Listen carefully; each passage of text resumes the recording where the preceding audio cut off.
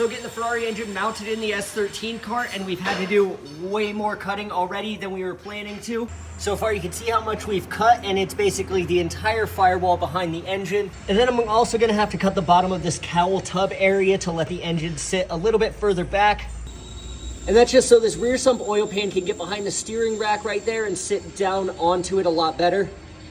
Now I do sort of wish I went with a dry sump like we did on the FRS, but that would have a lot more complexity with the extra oil tank and all that stuff. And then also moving the engine back is kind of an advantage for the kart because this is always a very front heavy thing because there's really nothing back there at all. But as you can see, we already got the engine centered on the front axle, and I think we should be able to get the rear 3 cylinders behind the front axle center line. So that's gonna be pretty good for weight distribution.